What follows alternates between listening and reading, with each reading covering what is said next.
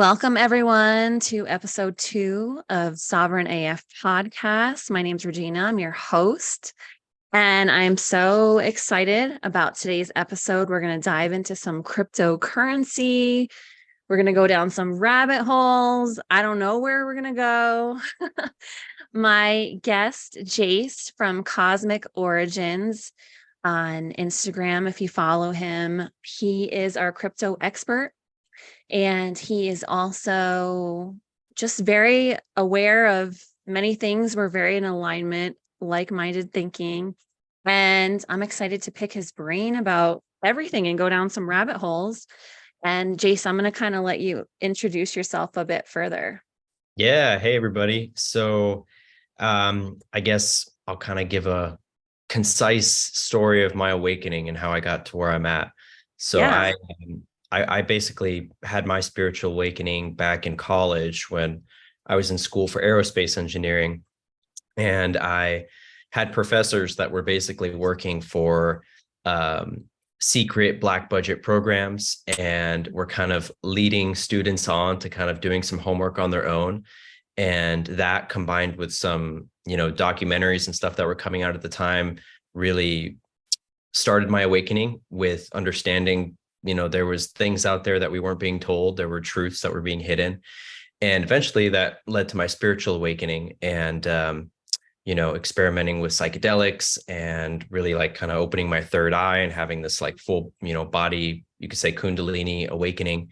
And eventually that led me to crypto. So when I first got into crypto, I was really opposed to it before I accepted it before spirit really came and like started hounding me to like learn more about it. I was pretty judgmental of it. And it was because I had only really heard of Bitcoin and Ethereum as being the two most popular cryptos. And I didn't get a good vibe about them. So I just kind of stayed away from the whole space. And then eventually one day, somebody close to me told me about this crypto called XRP. And it was at 17 cents, and 17 was a big synchronicity for me.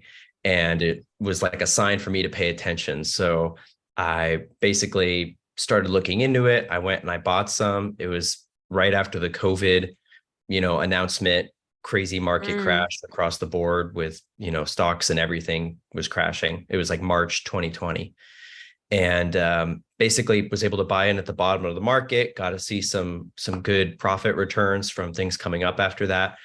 And then eventually spirit kind of was nagging me like, okay, it's good that you got some, it's good that you went out on a limb and, followed your intuition, had courage, but you need to learn why. And you need to learn like the reasoning behind it. And so that's what kind of launched me down my crypto rabbit hole.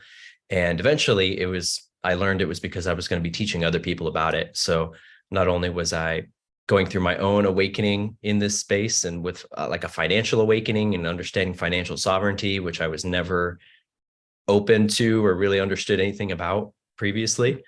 I wasn't smart with money. I didn't really know anything about that. So this was a level of like initiation for me. And now I teach others. Now I have an academy called the Conscious Crypto Academy, where we teach brand new beginners how to get into the space, make all the intimidating, scary stuff easy and comfortable, help with the technology, explaining it and all that kind of stuff. And yeah, that's kind of my short story. Awesome. How long ago were you in the aerospace school? Like, when did that start? When your spiritual awakening started? Yeah, so I was in college 2013 to 2017. Okay. 2017, 2018. Yeah. So Cool. I'd say like 2014, 2015 was kind of the really the starting point of that blooming, I guess you could say. Yeah, I think we're on like pretty similar time frames for that. Um, so so I guess you kind of explained what made you get started in crypto.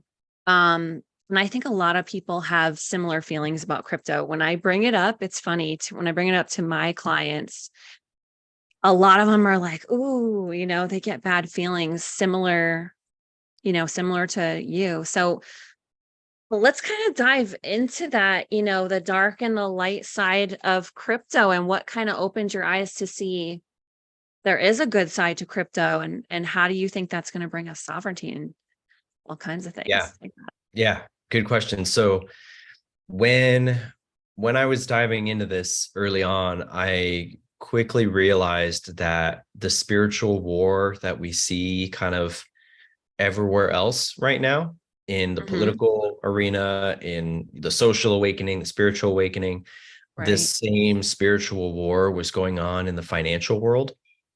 And Hmm. I realized that there wasn't just a black and white, easy answer of crypto's good, crypto's bad. Like it was this mixed bag of, polarity, like with everything else. So, what I would say is that generally, as a technology, I consider it to be neutral, like blockchain technology, crypto technology. Just like the internet at its core is like a neutral thing, it Hmm. can be used by good or evil, by the light or the dark. Hmm. It's just a technology. It just depends on the user and the intention behind it. So I would say that, in general, the theme of cryptocurrency and blockchain is financial sovereignty and moving away from the traditional financial systems and the Hmm. enslavement mechanisms that are in those systems, perpetual debt, having to, you know, have all the things that we normally have to do, school loans, mortgage, like debt, like everything else. And then of course now having a dollar that's not even backed by gold or like anything, right? Like it's just a piece of paper. Monopoly money. Yeah, exactly. So like in general, I would say cryptocurrency is seeking to replace that. And we can kind of get into that a little more. But as far as the dark, what I would say specifically where I'm seeing the dark is in the bad actors who are trying to centralize cryptocurrency and take away from the decentralized parts that are more by the people for the people. Hmm. So I think the best example right now is if you heard about the FTX Sam Bankman-Fried collapse that went on, like I Hmm. think it was almost a year ago now. You remember that? Yeah. Hmm. So a lot of people who didn't know anything about crypto, when they heard about that, they thought, oh, this is like bad for all of crypto. This is a bad look on crypto. Crypto's corrupt. But really, it was honestly a good thing because it exposed some of those bad actors that were operating. And in this case, this FTX company was like pretty much the biggest crypto exchange in the world. I think it might have been technically number two, but they had all the commercial deals. They were having Super Bowl ads. They were, Tom Brady, like every celebrity was like partnered with FTX. So people thought it was one of those too big to fail kind of things. And Hmm. FTX was a private exchange. So they were like basically they were a bank in the crypto world. They dealt with, money flowing in and out and selling and buying of crypto, but it wasn't like its own decentralized blockchain. So there's a difference between like the private crypto world like that and then the decentralized crypto world. And most of that corruption and darkness is happening in the private side. So what they were trying to do was they were basically lobbying and working with the American government, like the SEC, to get rid of things like decentralized finance, or DeFi is something you'll hear a lot, which is like specifically the really decentralized peer-to-peer parts of crypto where you get rid of the middleman, you get rid of the Hmm. brokers, that middle person that normally has to be there to interact with your finances, if you have mutual funds or whatever. Yep. um, so they were lobbying to get rid of the technology that would basically replace that traditional financial world. And they wanted people to use FTX. They wanted people to go with these private companies, not use the decentralized blockchains and yada, yada. Well, basically it came out they were misusing funds. They were like loaning out funds and over leveraging and doing all this fraud. And it also came out that they were actually taking donations to Ukraine and they were I remember that. rerouting them. Yeah, they were giving It's them back to crazy. US politicians. It was crazy. So I would say like that's where a lot of the bad actor activity is happening in the darkness. And then Mm, also like personally, I feel that way about kind of Bitcoin and Ethereum, as I was, alluding to earlier with my story, that I didn't get a good vibe about them. And when I was mm, doing more research, I kind of understood more why. And a mhm. lot of it has to do with centralized control by a certain communist country that we're not supposed to necessarily mention on some of these platforms. So, like Ethereum, for instance, they're working with the same guys that FTX is working with the SEC. Mhm. There's a lot of this collusion going on there, a lot of unfair deals and things happening, and then a lot of communist centralization from that country as far as asset owners in these projects. So Yeah. that's how I'd kind of describe the dark sides of crypto at the moment. It's funny because I follow different people that are, the crypto experts, and that's all they talk about. And you see different sides to which currencies do they think and which coins are the dark side and the light side. And I've heard people say that the opposite. You two Mhm. buying Bitcoin and Ethereum, and XRP is the bad. Have you seen that? Have you seen like people Yeah. kind of disagree on where's the dark and where's the light? Yes, there's definitely yeah, disagreements. And the what people say on the flip side is that XRP is the banker's coin. XRP is Mm. the system coin. Right. But when you actually look into it and do the research, you find that the systems, the banks, the financial institutions, they're personally the most invested in Bitcoin and Ethereum over any other crypto. So Mhm. XRP is called the banker's coin because what it's doing is it's basically being positioned to replace the traditional banking system and the underbelly of it, and to replace like the banking cross-border payment transactions, the Swift system, and create like instant transactions for anybody anywhere. And Mhm. it's interesting because there is such a dichotomy, but what I find is that like the more so than with anything else, the spiritual conscious awakening crowd seem to be Mhm. being guided to XRP over anything else. And that's not to say there aren't like Yeah. spiritual people who like Bitcoin, there are for sure, but like overall, like I've noticed that as a theme, Mhm. like people who were in the same position as me, where they were like, oh, I didn't like crypto because Bitcoin gave me a weird vibe. But then Mhm. XRP, something about like my guides gave me a vision, or my higher self told me this, or like I've literally had people Mhm. say like ETs came to them in a dream and told them buy XRP, and like they didn't know what it was. So like crazy things like that. And I can't help I've but seen think the there's a reason. pictures with someone holding up a sign saying, "I'm from the future, buy XRP." And I think those are probably photoshopped, but Oh, I kind of probably. giggle and I'm like, "Oh, that'd be so cool if that really was." So, Yeah. Yeah, I think, I mean, honestly, that gets into it's a little more woo, but I do think there's mm, kind of like timeline wars in a way going on yeah. with this stuff. And I feel like XRP is kind of the epitome of this technology. Like it's the most advanced just from a um like kind of basic, technological viewpoint. Hmm. It gets the job done the fastest. It's the cheapest.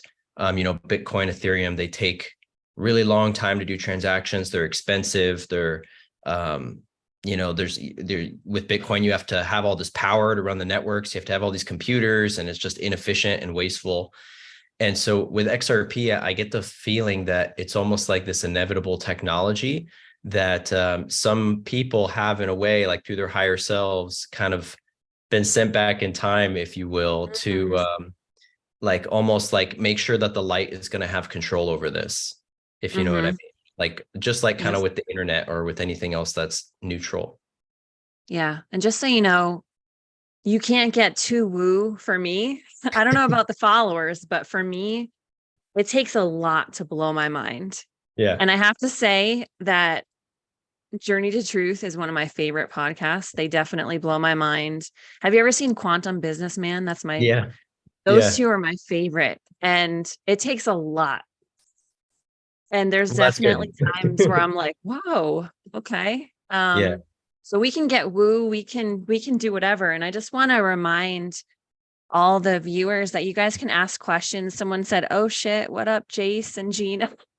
I just saw that too. Um, yeah, you guys can ask questions throughout. If you have any questions, we're just gonna flow. We're just gonna talk about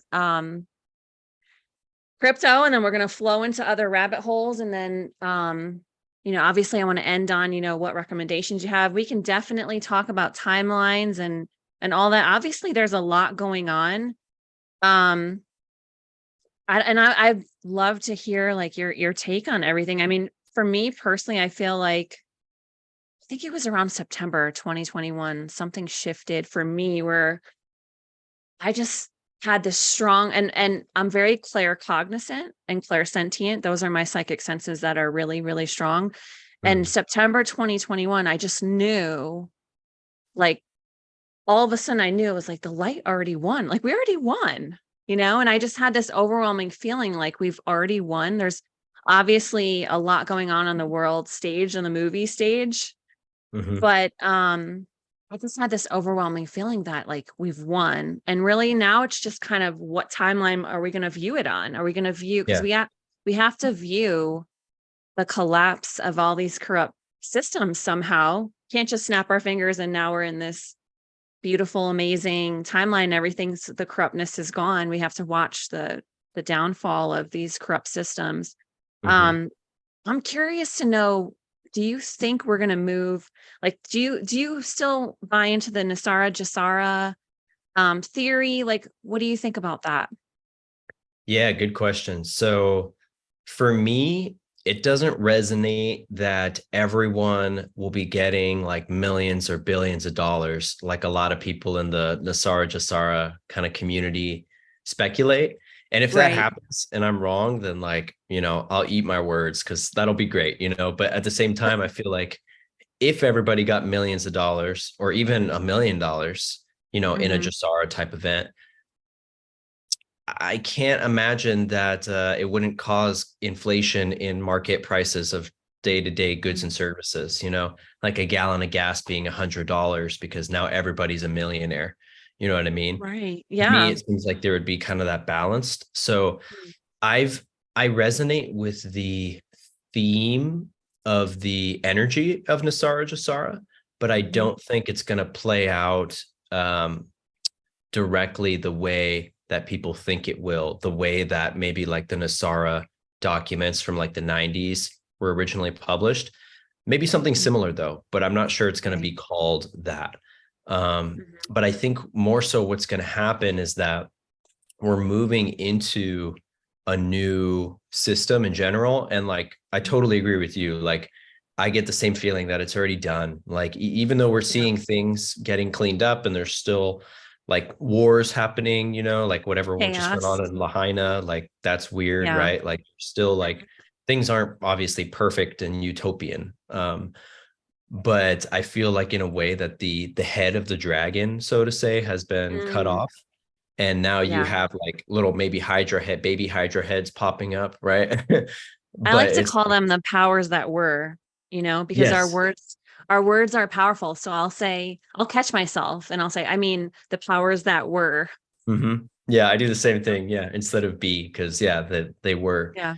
and we have to like talk with that reality already in Yep. place. Um, so yeah, I feel like we're moving into this new system, which my focus has kind of been on the financial aspect of that at this moment, because I think that that is where there's going to be great opportunity and where Mhm. the most Nasara Jasara type of energy will take place is with those who are investing in the new Mhm. foundations of this new system. And Mhm. that said, you don't have to say invest in this new system, in the cryptocurrencies and gold and silver and that kind of stuff.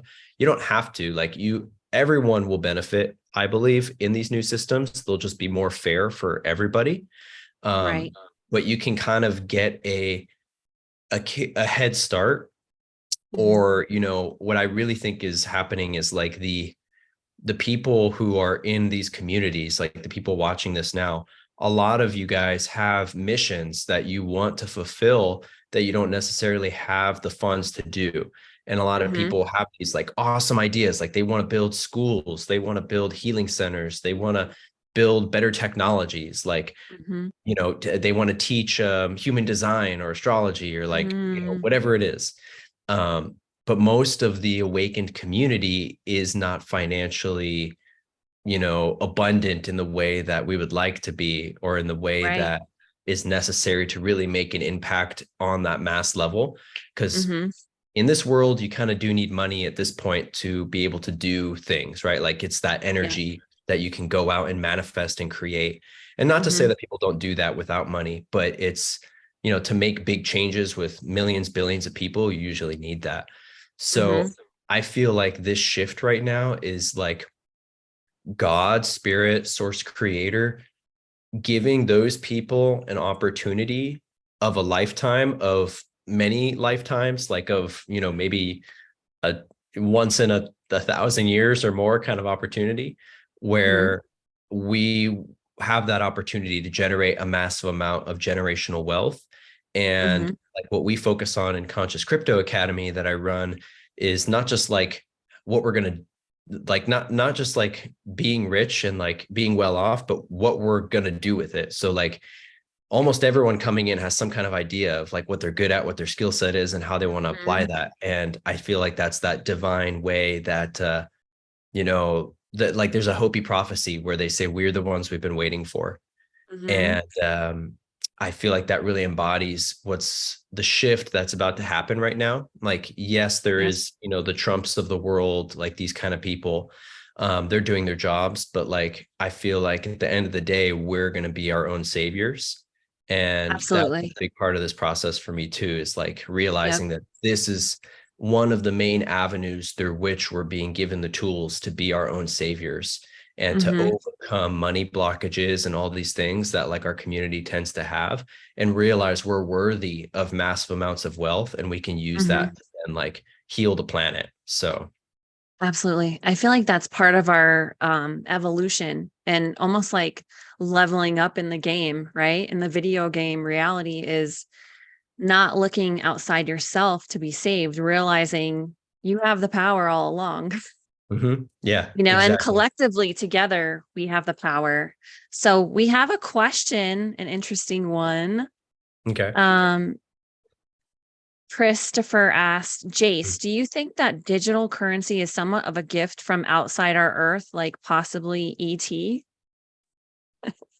Yeah, great question, Christopher. I do think that that is very possible. I have a free training where you can find it on my website, which is consciouscrypto.info, where I kind of dive into this in a little more detail. But Mm-hmm. I do think that this technology is a seeded tech, not necessarily XRP or Bitcoin or the names we've given to them, but Right. in the same way that the internet is a decentralized information infrastructure, it's like Mm-hmm. this web of information that, no one person, or at least it shouldn't be this way, that no one group can control. That's kind of, the distortions that we're having with the internet right now, obviously, that like big tech companies can kind of do that. Mm-hmm. But in its more pure form, it should be, by the people for the people. Mm-hmm. And blockchain cryptocurrency, I see as being the same way. I think that this system is one that other, intelligent civilizations on other planets have tapped into this technology to utilize as well. And I think that, um, well, like I think that in the same way that certain things like nuclear energy or Tesla technology was seeded here through inventors' minds, that with Mm-hmm. cryptocurrency, it was the same way, that it was kind of like, whether consciously or unconsciously, that those ideas were kind of downloaded Mm-hmm. to the inventors. So for sure. That's cool. I know you spoke about that on Journey to Truth and how different coins are even kind of named after different star systems, and that's kind of cool. Yeah. I think we talked about how like some of the names of the projects, like people in Hmm. the SSP whistleblower community were saying they were named after real planets or real Hmm. civilizations. And a lot of the cryptos do have kind of spacey sounding names to Hmm. them. So yeah, it's an interesting theory. Yeah, that's really cool. So let's talk about the connection to Elon a little bit. Yeah. And also, I just want to remind anyone who's watching live on Facebook, you can ask questions anytime. Just jump in the chat and I'll make sure your question gets asked. So yeah.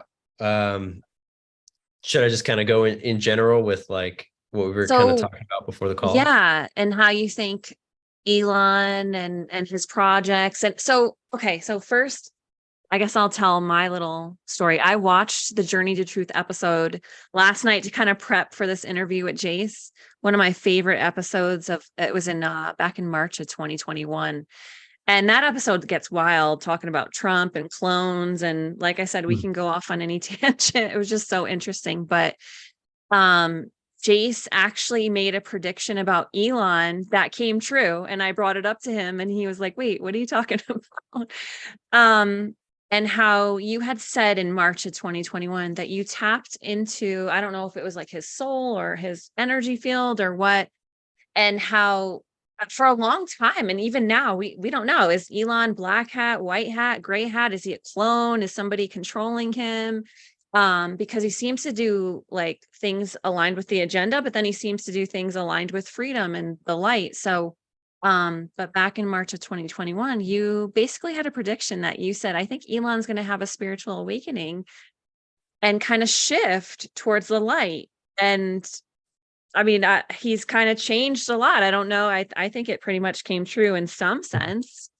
Yeah, it does seem like it did, like, especially with everything we've seen with Twitter and Yeah. becoming X and all the Twitter files and exposing all the political corruption that was going on at Twitter and all the insider activity. And, now he's kind of like the figurehead for the anti-establishment, Mm, besides Trump in the non-political arena. He's become kind of that, leader role in a way.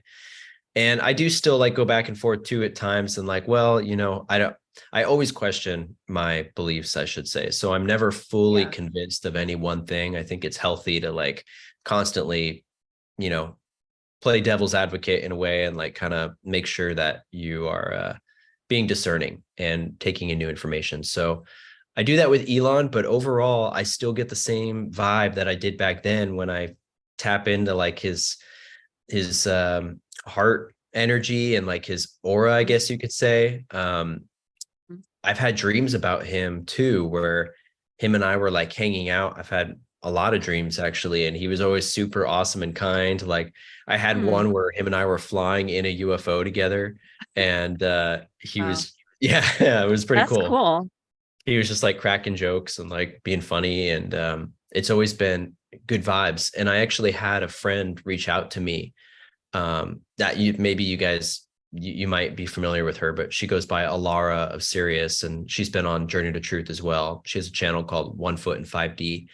um, Hmm. she hit me up and told me that she had a dream about Elon that shifted her perspective because she was like, anti-Elon, he's the, transhumanist guy kind of vibes. And she said this Yeah. dream, he was so charismatic and like loving. And like, she's like, it shifted my perspective of him. And she's like, and that's hard to do. So there must be Hmm. something to that. Um, but I feel like on the bigger picture that there is this, I guess I'm kind of calling it Project X in a way, but it's this energy of this movement of positive, I guess you could say white hat kind of activity that's going on behind the scenes.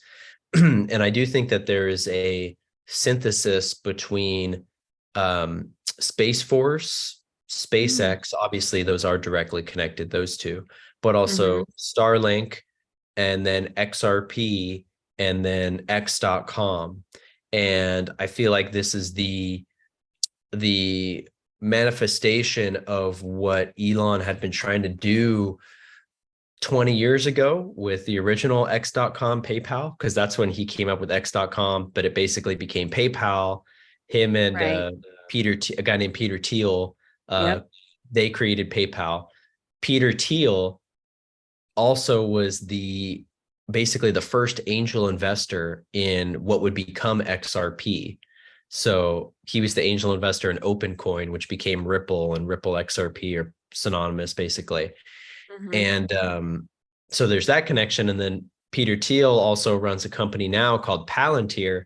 And this is where it gets a little more like fun woo, because Palantir have you heard of them? Palantir? Have you heard of that Yeah, before? I have. Hmm. Okay. So for those watching who haven't heard of them, they're the only other defense contractor along with SpaceX that it isn't one of the legacy defense contractors from 70 plus years ago. So there's only two companies, SpaceX and Palantir, that have popped up in the last 70 years that are defense contractors. All the other ones are super old. Raytheon, Lockheed Martin, Northrop Grumman, those ones. So Hmm. Palantir is basically like what I would say is the real life looking glass technology. If Mm. people have heard of the looking glass, I think that it's something, whatever they're using is either the looking glass tech or it's something similar to the looking glass tech. And I think it uses some kind of advanced quantum computer AI kind of technology. And Hmm. even the name Palantir is a reference to, in Lord of the Rings, the magic crystal ball is the Palantir. So Hmm. it's a reference to that. And then they even say publicly that they've made that Lord of the Rings reference and said that they're basically saving the Shire from Mordor, and that they are Mm. solving problems that we can't even think of 30 for another 30 years. Like, so problems that we wouldn't even begin to comprehend for 30 more years, they're already solving. And so I think there's a lot of this quantum Hmm. technology, advanced AI, AI good versus evil kind of battles, that kind of stuff playing out. But I Hmm. feel like there is this positive alliance between like Palantir, XRP, SpaceX, X.com, Starlink, and all these things, or most of them have this X in them, right? This X symbology. So I feel Hmm. like it's kind of representative of whatever this movement is, which is kind of the anti-establishment movement, if you will. Hmm. Yeah, I was going to ask you what you think X means. Do you think it means anti-establishment? I don't know. Honestly, I don't know, but I feel I have theories as far as like I mean, I guess on one end it's kind of like a cross, right? So it kind of has that Hmm. cross energy. Um, Right.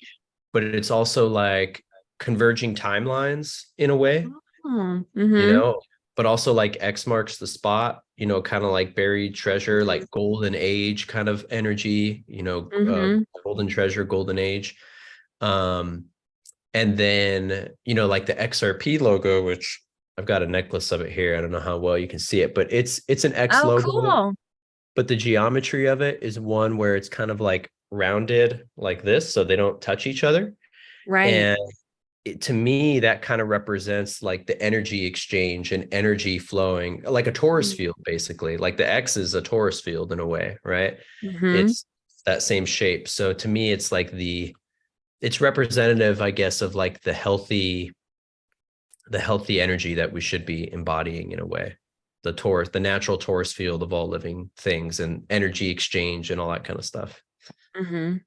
I feel like I want to just go down rabbit holes, but since this podcast is about sovereignty, Mhm. probably should ask you, where should someone start? And there was just one question in the chat. Someone said I came on late. Sorry. My question is, what is Journey of Truth?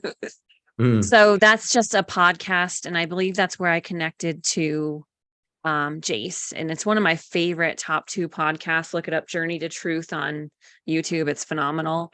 And Jace's episode is March of 2021, although you're on a few times. Yeah, I was their second episode too, funny enough. And my second. So Yeah. that's dope. Well, I wonder what Yeah. with number two. Yeah. That's funny.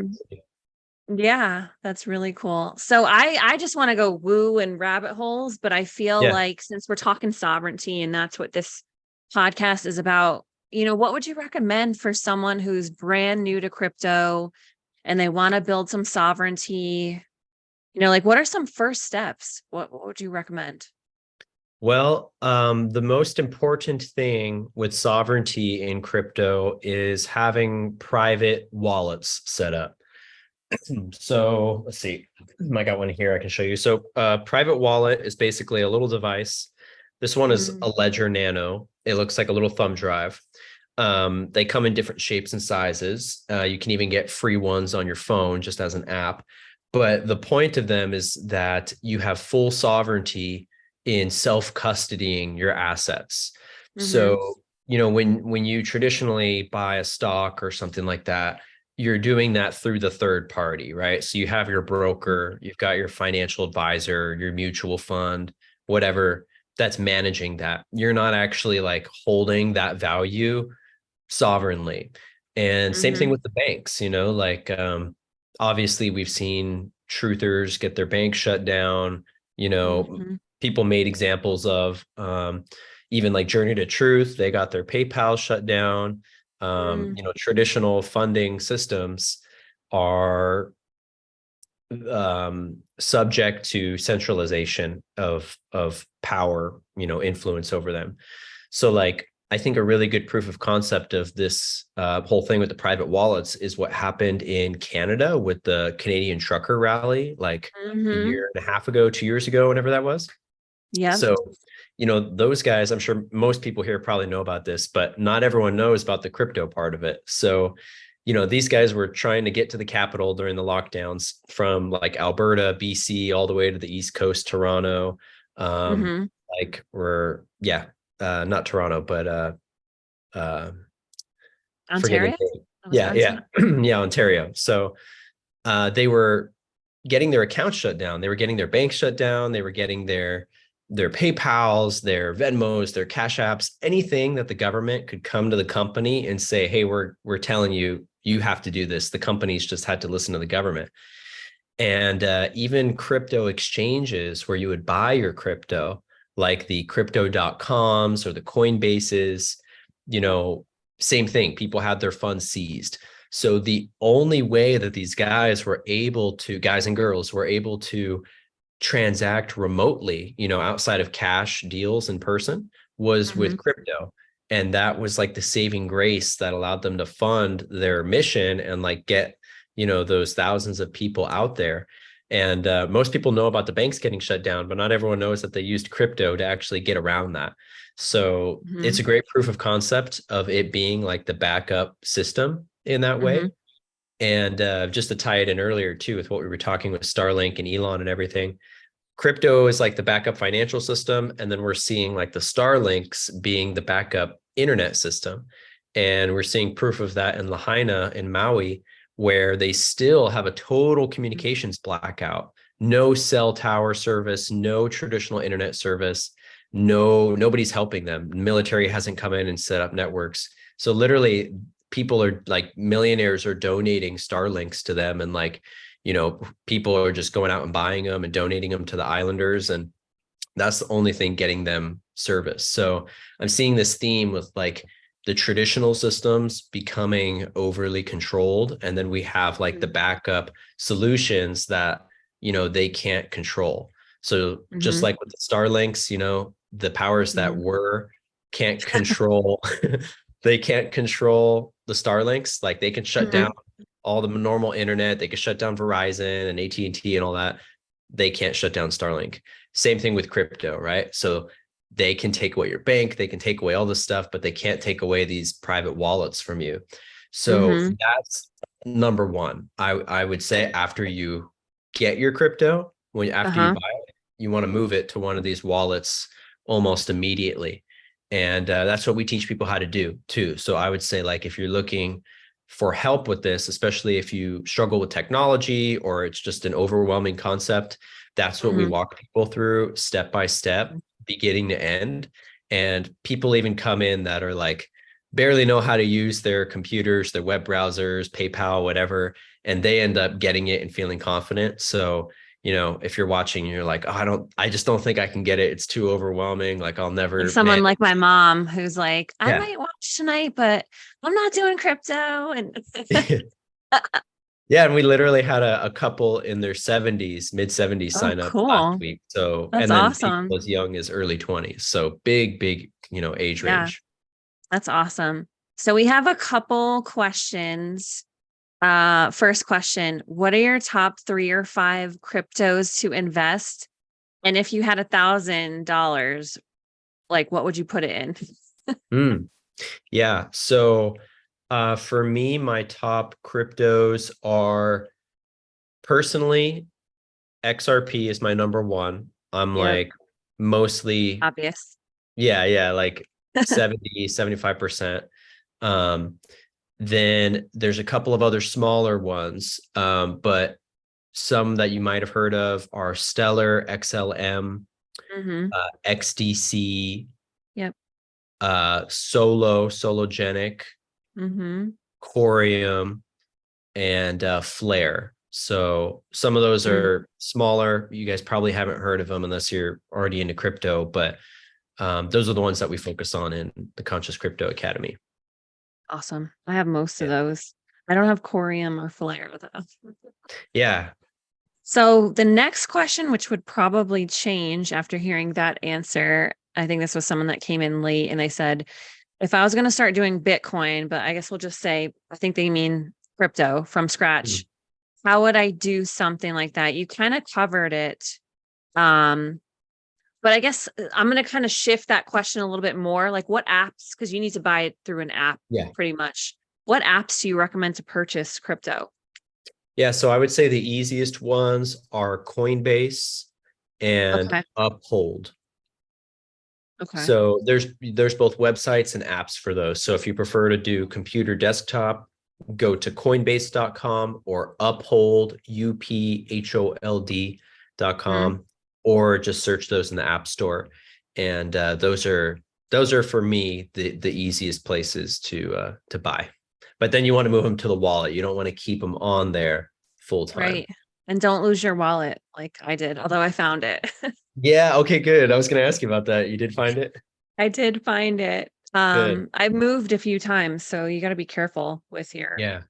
with your crypto wallets. I'll have And to that help brings my up a good mom. point.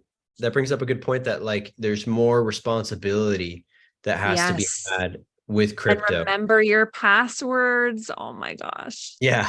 Yeah. So like with these wallets, you're basically given a set of private passwords, as you know, that you have to keep track of. And Mhm. these private passwords, you want to write them only on something physical. You don't want any digital storage of these because that could lead to, you getting compromised if say your email gets hacked or something like that.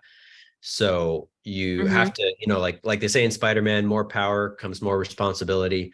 It's kind of the Mhm. same thing, when we're taking back our sovereignty from the government, from these social systems, it requires a higher degree of responsibility where we have to, manage this stuff. And, it comes Mhm. down on us if something goes wrong. There's no like customer support in most cases to call to fix it. It's a little nerve-wracking. My mom said in the chat, Regina, OMG. I found the wallet, mom. Don't worry. But I'm probably just gonna drag my mom to you because she's gonna need some help.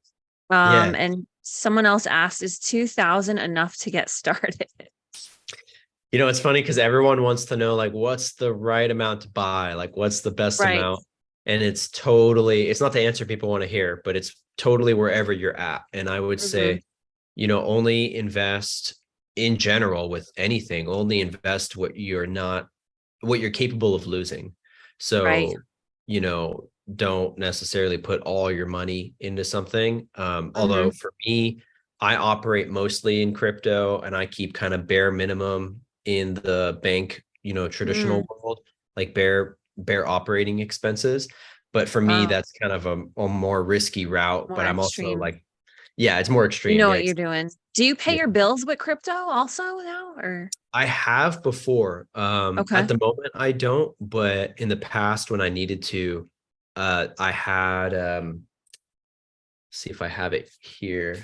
Yeah, so I have this card that Do you, allows me. is it a crypto debit? I was going to ask you if you have Yeah, one of those. Okay, it's from cool. Uphold, that same platform I was telling you guys about. And Okay, it's MasterCard. So it literally allows me to spend my crypto wherever they that's take really cool. MasterCard.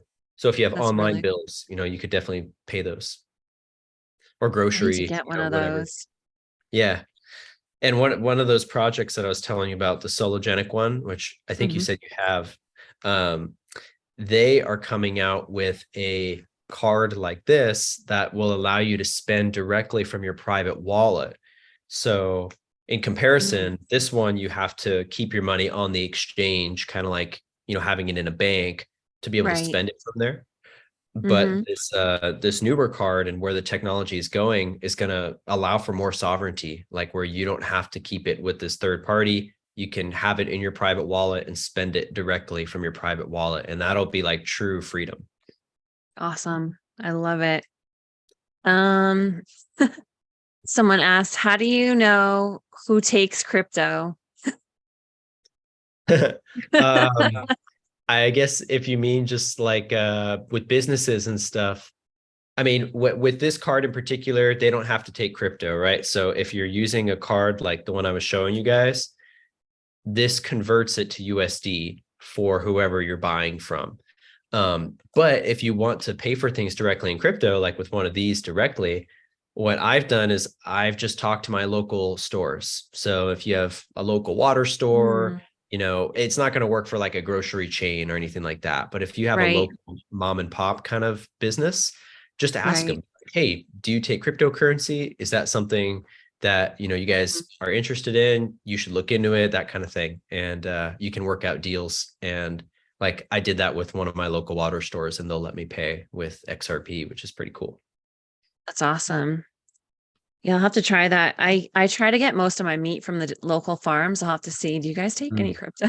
Local Yeah. farms. And then if Um, they want to know how to do it, then you can send them to me and I'll teach them how to yeah, take I'll get it. you some more referrals. Yeah. Great questions, guys.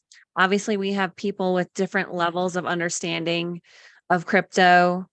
So keep the questions coming. We probably have about 10 minutes left here on the recording. And then if there's any questions anyone wants to ask in the Facebook group after the recording, that's kind of the benefit of being in the Facebook group. We'll stay on maybe a few more minutes. Um, but yeah, I just want to go down the rabbit holes. But one thing I do want to ask you is we kind of went in that direction of timelines, but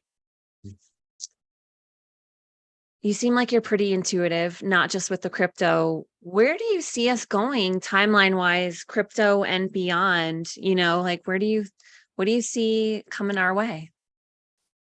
Yeah. I feel like everything's in flux right now. Mm, Like there's many possibilities, and every kind hmm. of butterfly effect, every little thing is like changing that. But Yeah. overall, I would say that I feel like there's going to be a further pinching of what we're currently experiencing in Hmm. terms of the control trying to lock more down Yeah. on us. And I We're, feel that for maybe like another year and a half, like mm, around the election time.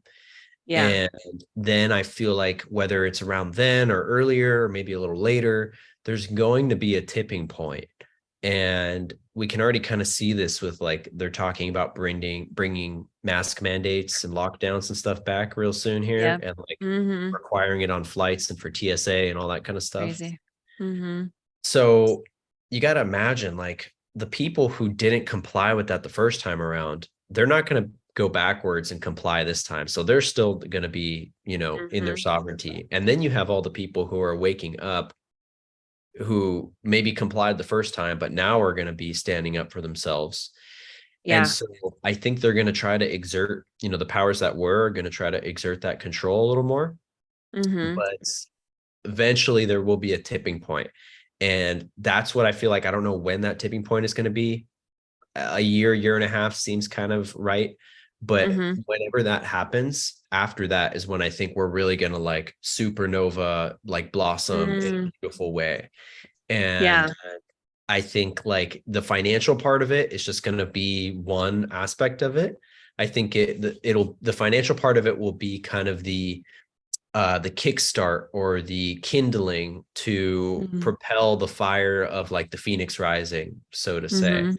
So when the money is in the hands of the people who actually care about humanity, when we have this, big wealth shift because of cryptocurrency, and if there's an Asar Jasara type of event or Mhm. whatever happens, I sense that the right people with the right good intentions will have the money to make a difference. And when that happens, we're going to be able to shift things so fast. And I really see so many, like a new renaissance, basically like a golden age kind of taking off. You Mhm. could call it 5D, fourth density. um, Mhm. a lot of different labels could be applied to it. But like Trump's talking about these freedom cities. I don't know if you've heard about that are kind of like Yes, I feel that anti-smart big city. time. I feel, and I've been telling people, and they're like, "What are you talking about?" And I was just telling someone today with the agendas that are clear that are coming down the pipe. I think we're going to see sovereign either counties or cities. And I think I'm in a good spot here in Southeast Idaho. We're pretty active, freedom Mhm. oriented. But I think we're going to see that. What do you think about that? Yeah, I feel like it's the anti-smart city agenda. Like they're Yeah. going for these smart cities. They want to turn the current urban populations into the smart cities, right? Mhm. But on the flip side, what he's saying with these freedom cities is that they're going to be government land. And so rather than trying to further compress the people into these urban populations, like we're seeing from, Mhm. the dark agenda, Yeah. finally it feels like we're going to be able to breathe, and like more people will be able to move out to the country and like these more rural Mhm. areas, Mhm. these hyper regulated government controlled lands will be kind of broken up and we'll be allowed access to them, it sounds like. And then he was even talking about basically anti-gravity aircraft and spacecraft. Like I forget what exact words he used. I think he said vertical takeoff and landing vehicles. And to me, Wow. it's just like that. Yeah, right. He said something like to that I did extent. not hear that.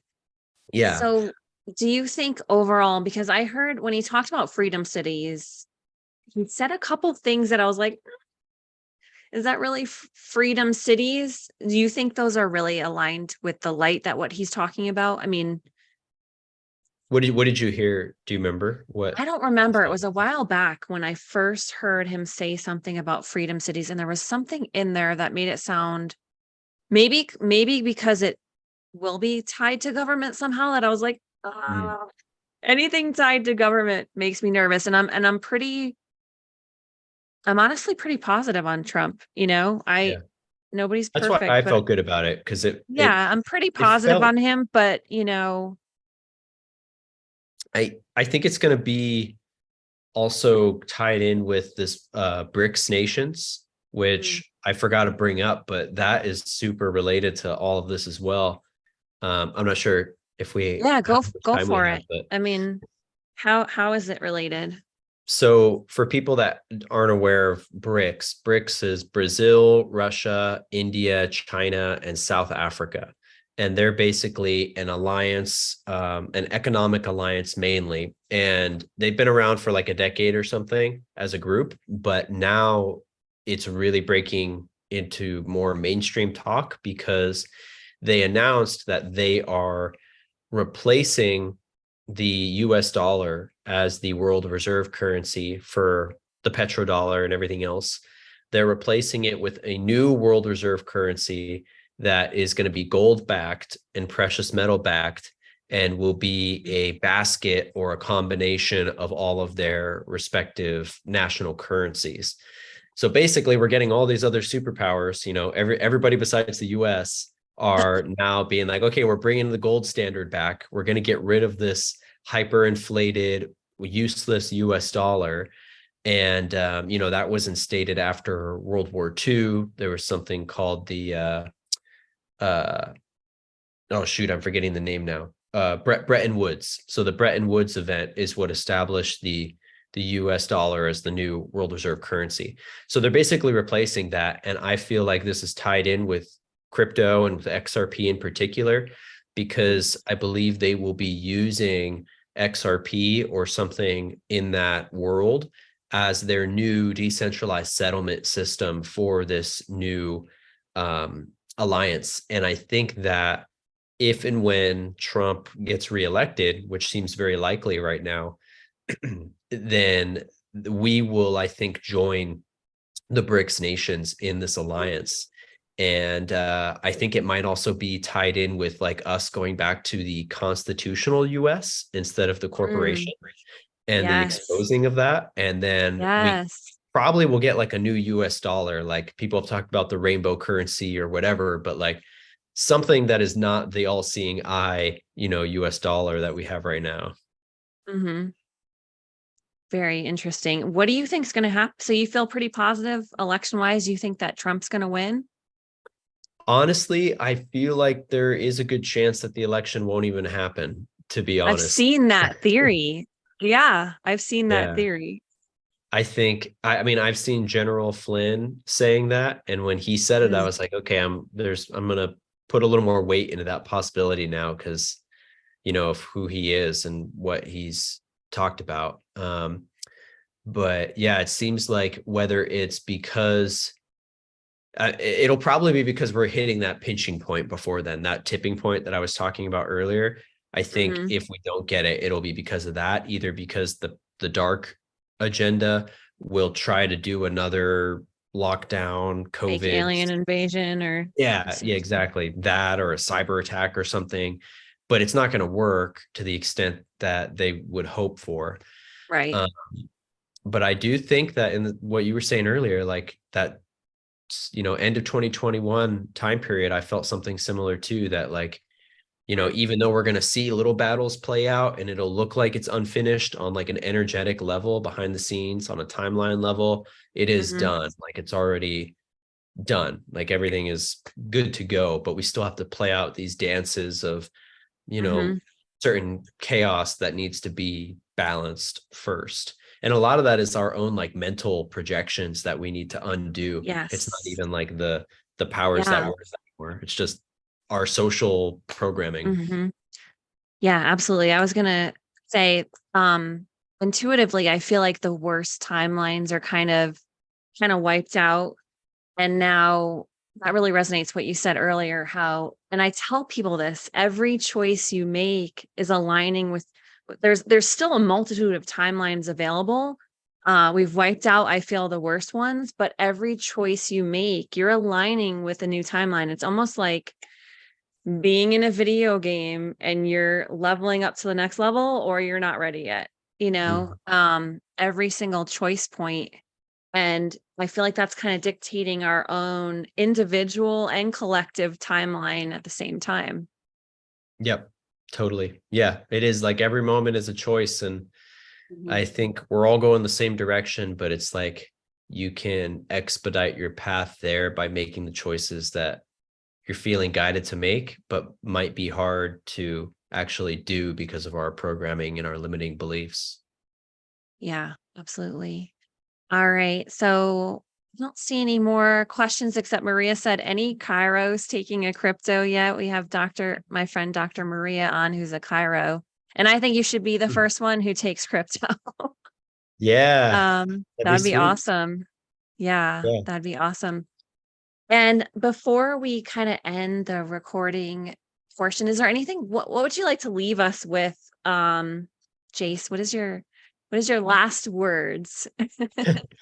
Well, I guess like an echo of what I was touching on earlier, which is that we're we're going to be the ones to save ourselves. And yeah, there's people in prominent positions that are doing good things too, but we shouldn't rely on them. And I would really say it's a call to action at this point in time, especially if you have big dreams and you have big plans and things that you could accomplish if you had the funding, for example, to do it, Mhm. that this particular point in time is a really good time to reinvest your energy and your wealth from the traditional old world, old money system into Yep. the new money, new world system. And I even liken this to me, the new money, new world system is like the God's money system, whereas the Mm, old system is the inverted, satanic, distorted money system. And so I find, and I found with so many people that I've worked with and friends of mine, that when you start putting your energy into the God's money system, the decentralized money, the money that's controlled by us, for the people, by the people, not by, the 1%.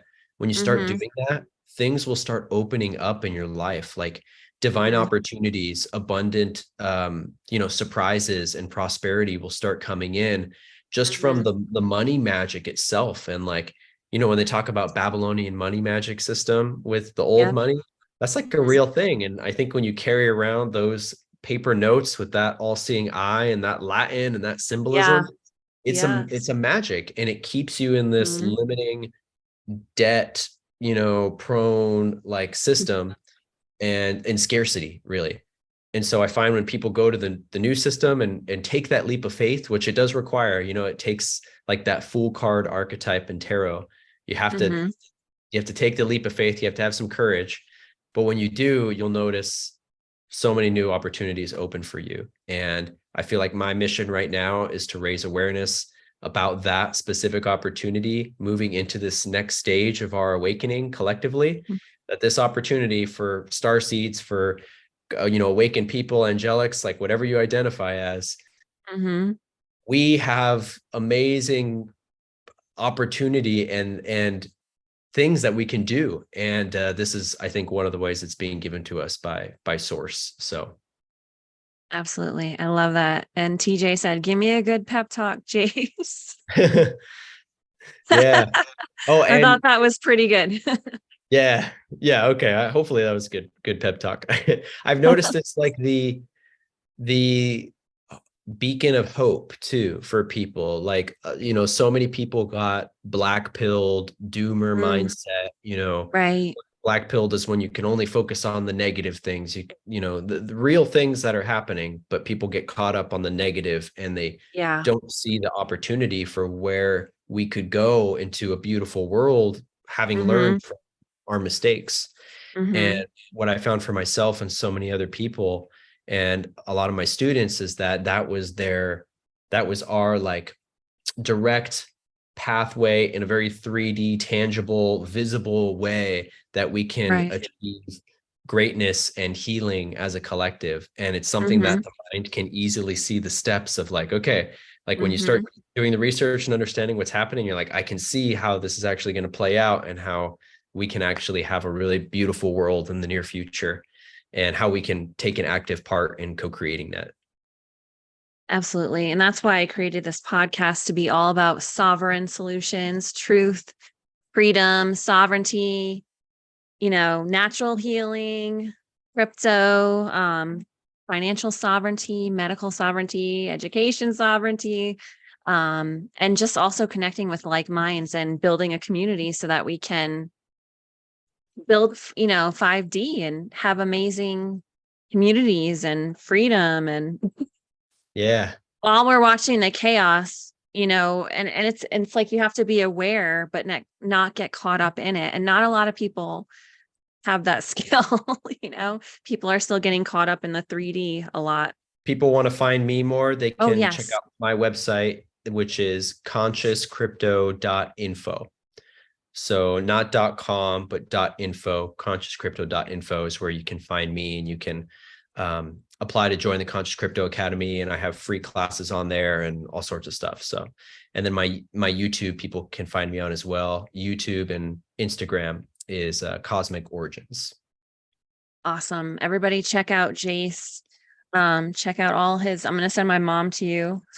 As Awesome. she asked me all these questions, I'm just going to send her to you. Yeah, definitely check him out. Follow him on all platforms. Thank you so much for being here. Episode 2. This is just a Yay. baby, and I appreciate you so much.